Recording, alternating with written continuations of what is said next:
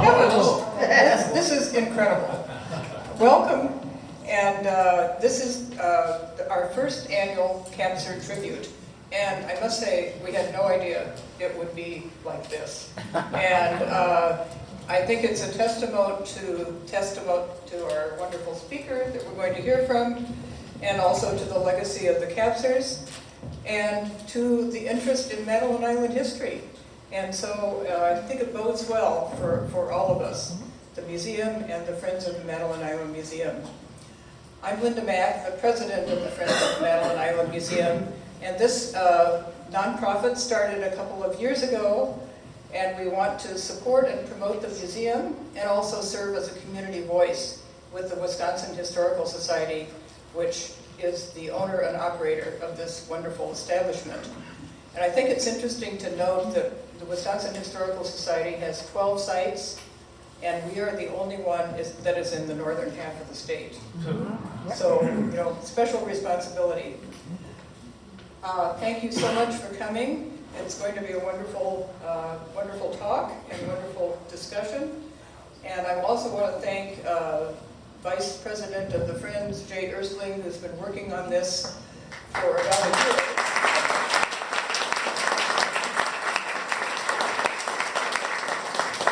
And his co-conspirators, Ed Stringer and Paul Germaine, and they have really put together this program. And it's been logistically challenging, as you can imagine, and really fun. So we are here, and I also want to recognize our secretary, Pixie Martin, and our treasurer, Bart Coffin, for all of their incredible support.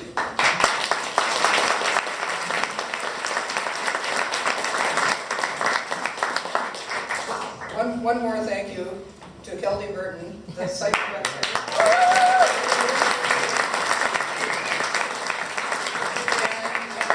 Staff who have really helped us out with this. And Kelly was telling us the other day that there is this tradition that they call relentless hospitality in this museum, and she really embodies that, as do all of her staff this year.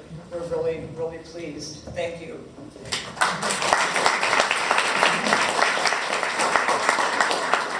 So why are we doing a Capser tribute? And who were Leo and Bella Capser? Well, there they are. And we want to honor their legacy. They founded this museum, which opened in 1958.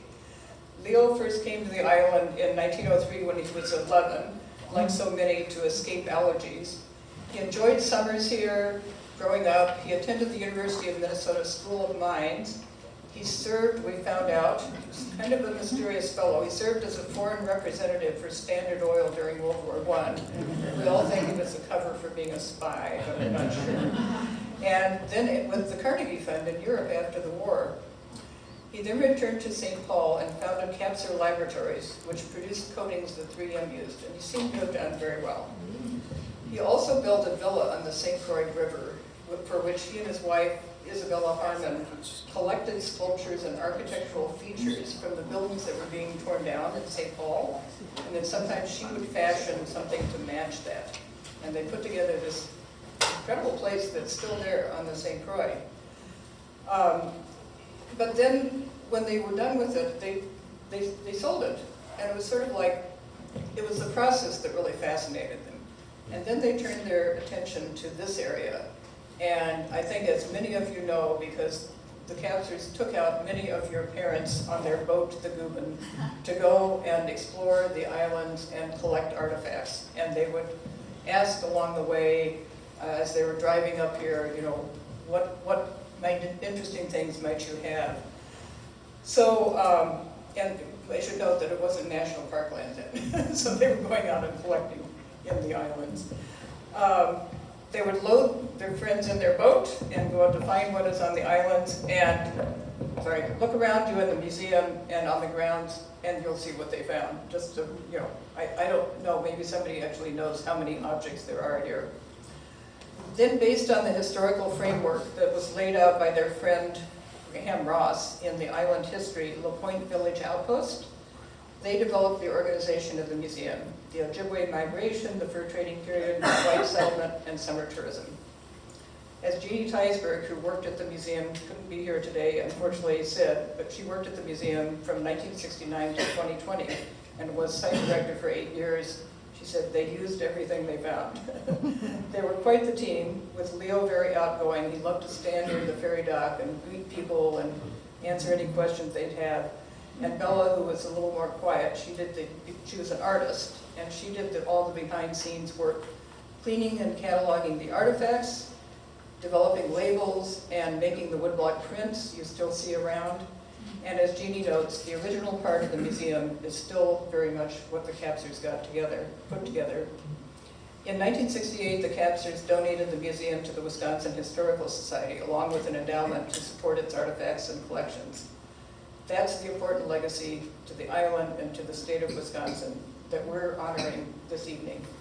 And it's really the first time this is happening since the Capsers donated the museum to the Wisconsin Historical Society.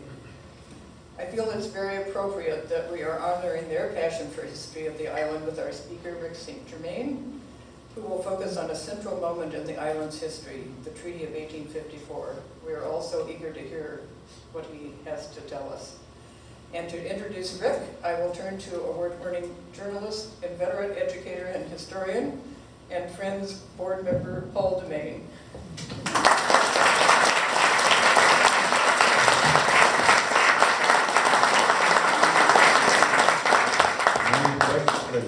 And what a beautiful day on Moninguanakaning, seeing all these people here. And so I want to start out, try to be short this evening. As most people know, when I get the microphone, I tend to take off with it, but I've actually got my little notes here that constrain me. So I want to start with what would be what we call the Nigani Kido Young, or Miigwech Kina Indinaway Maganaduk, or Buju Indinaway Maganuk. Hello, all my relatives. And in that greeting, it includes all the human beings that are in this room this evening. So I say Buju Kina Indinaway Maganaduk, all my relatives, including everyone in this room listening here this evening. Makwa Indudane. Oh, and the way Rick would be introduced is by Gina Jinikazo Magizi.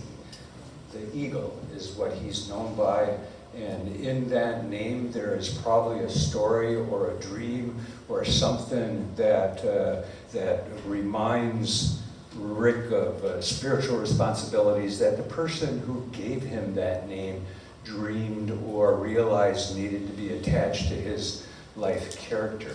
Same thing with my name, which is Skabewis in the Jinikaz, the messenger. It's a very simple name, meaning the messenger. Yet I'm still learning after 40 or 50 years of carrying that name, the responsibilities that go with it.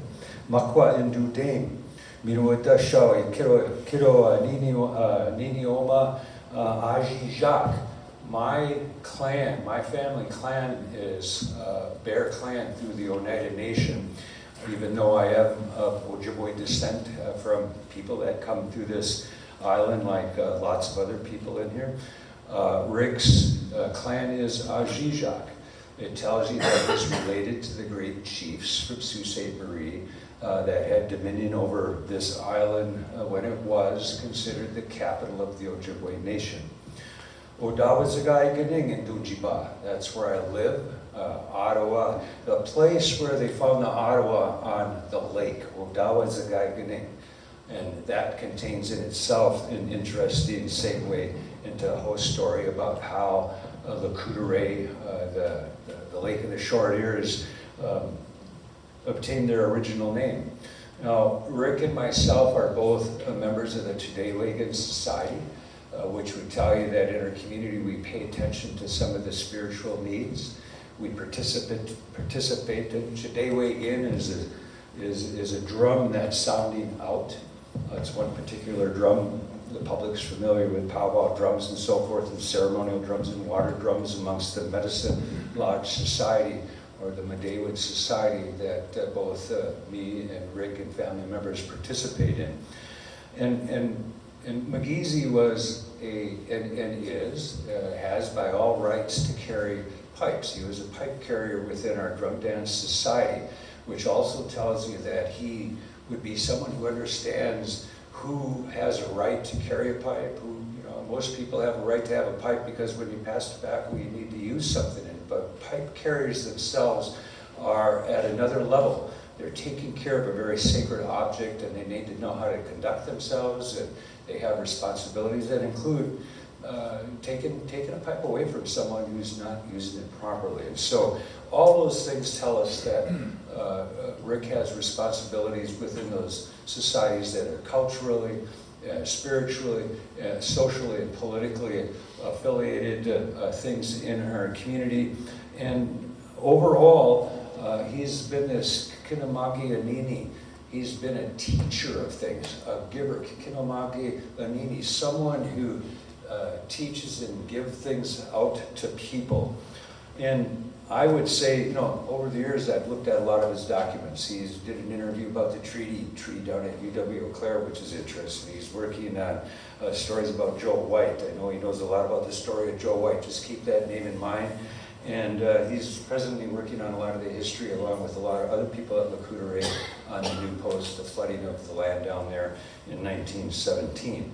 But I met Dr. Rick St. Germain through somebody else, and that was his mother, Saxon Benjamin Gouget. And Saxon Benjamin Gouget was convinced that the only way for our tribal communities to come out of its poverty and where it was to be educated. And so Dr. Rick St. Germain is a product of that. Paul Demain is a product of that. Sonny Smart and many, many other people are products really of Saxon Gouget, who became mother to all of us and scolded us and set us straight and wasn't afraid to say, take your damn baseball cap off before you speak to the public, at least. So with that, I want to hand the mic over to Dr. Rick St. Germain McGeezy. I always learn a lot, even though I think I know a lot. When we sit down and converse, we can go to places that we didn't even intend to go and never get back to the original subject. Tonight's going to be interesting for me, and I hope it's interesting for you. You go.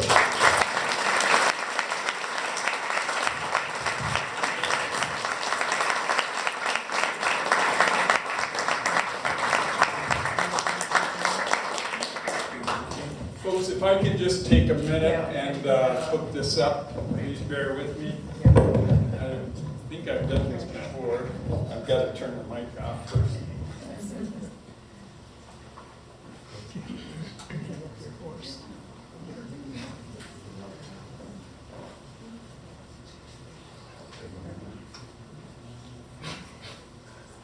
Paul and I go back quite a ways. I think I got to go back right here.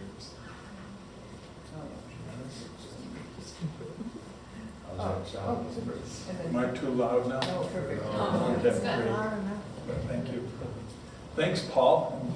And I want to thank the Friends for inviting me here at the Point, Madeline Island. This is just one of the most remarkable places on earth. And my wife and I, by the way, my wife is, she's a doctor too. She has her doctor of pharmacy, and she's way in the back corner over there.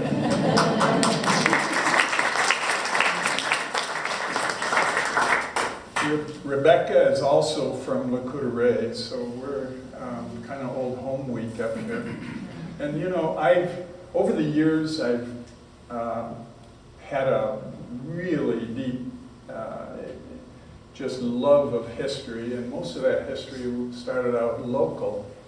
And I'll tell you in just a few minutes about how that develops, going way back into reservation life before electricity.